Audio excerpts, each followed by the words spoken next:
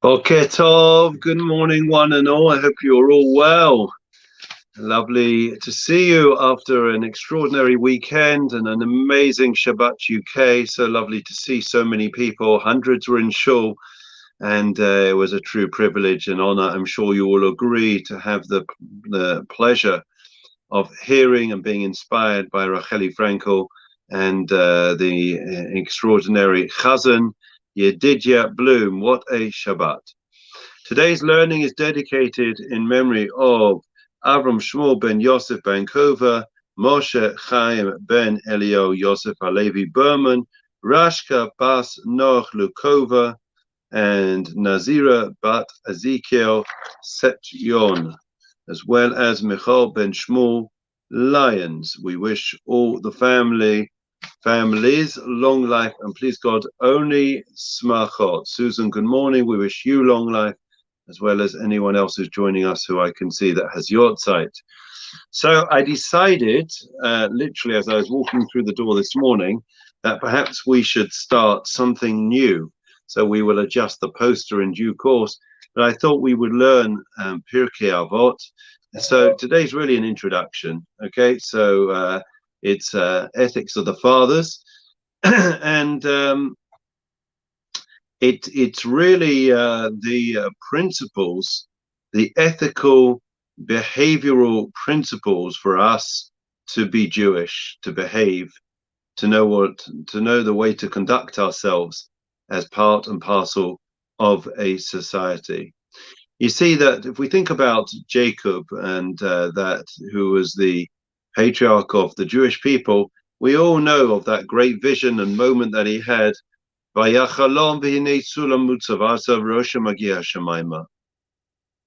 that he had a dream of a ladder. The ladder was from the heavens to the earth, and there were angels going up and down. What does that symbolize? That symbolizes the path in life which we are meant to engage with. In other words, on the one hand, we're meant to be in a heavenwards direction.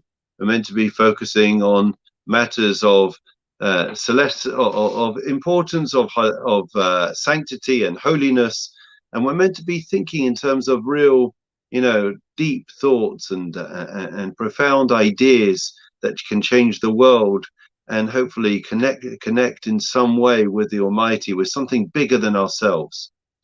On the other hand, we know that the other end of the ladder was pointing towards the earth. It wasn't in the earth, but it was pointing towards the earth. So the idea is that we have to ensure, right, that we are grounded in this world. We have to live in this world. We have to engage with the world. We can't live in an ivory tower, shut ourselves off. That's not the way of modern orthodoxy. But there is that striking that balance. And Pirkei Avos is very much, I guess, a journey which helps us navigate the murky waters of engaging in a world which is more and more secularized on the one hand, and yet on the other hand, being able to keep our heads in the heavens, pointing in a heaven direction. So let's make a start. So there usually what we find is that there are statements that are made by the Tanaim, the early sages, who had a certain adage. In other words, a certain statement that very much they were known by. It's what they stood for, and therefore they teach it to us, and therefore we're able to pass it on. And really, the principles are all about being a mensch, about having an approach to life, the philosophy of life. But the beginning is quite unusual. Let me start. Moshe kibel Torah misinai, Masora liYeshua. So Moses received the Torah from Sinai. Unusual. What do you mean? Sinai, a mountain, gave Moses the Torah, and then he passed it on to Yeshua. Yeshua passed it on to the elders, the Mishnah says, and the elders passed it on to the prophets, and the prophets passed it to the men of the great assembly. Okay? So those are the first, it's the beginning of a unbroken chain. What do I mean by an unbroken chain? We have a oral tradition. We have what we call a Masorah. In other words, the Torah was given by God to Moshe on Sinai.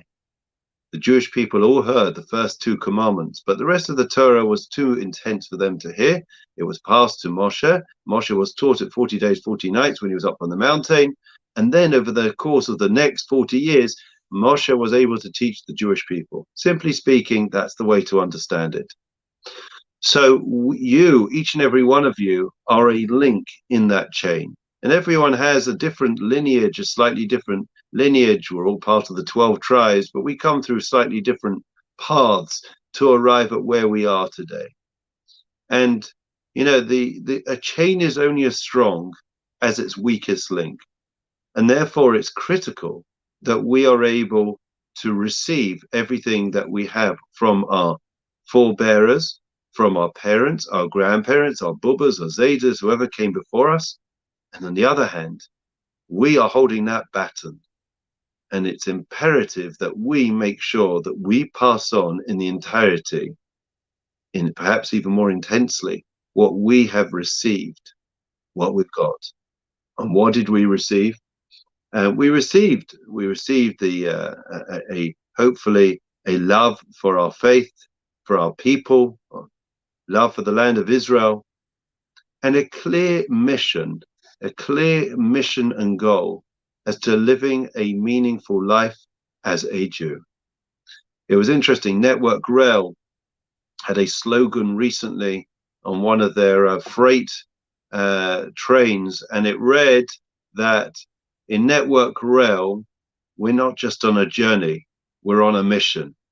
Friends, if there's one thing to take away from the first of our sessions this morning, is to recognize that as Jews, we are not just here on a journey. We're not just here to take in the sights along the way.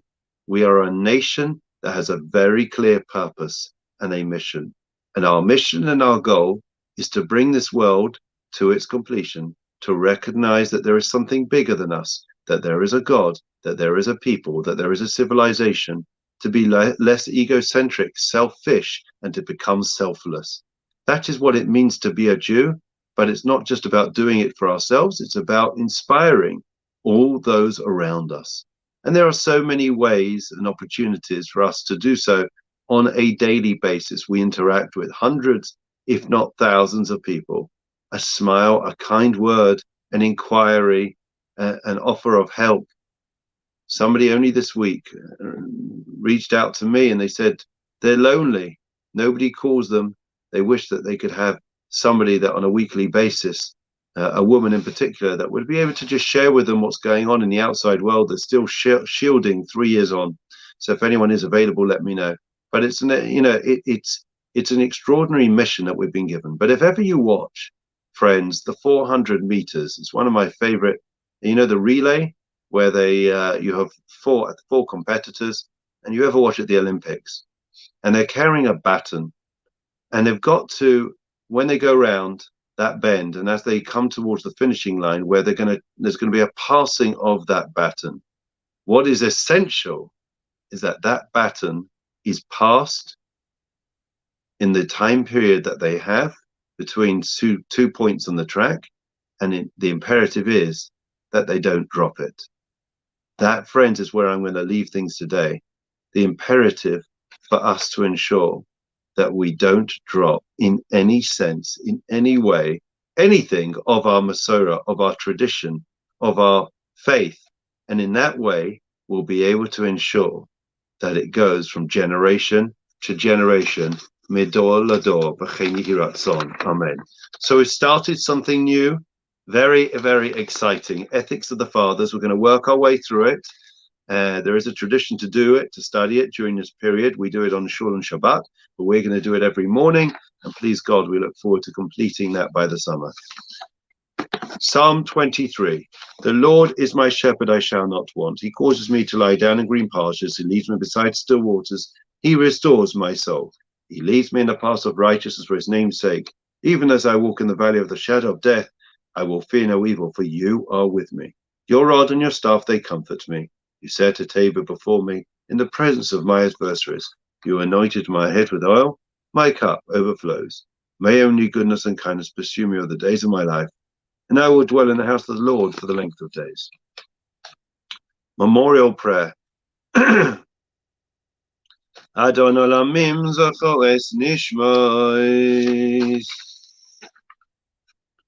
Avram Shmuel ben Yosef ben Kova, Moshe Chaim ben Elio, Yosef Halevi Berman, Rashka bas Noach Lukova, Avram ben Moshe Li, Nazira bas Ezekiel, Setyon, Michal ben Shmuel, Lions, Shalachul Yolamamana Varachamim, Tasirein Beseita Kanapech Liolamim, Vetitzo Besachis Nishmasam, V'yanucha mishkvaisam b'shalom and Amar Amen.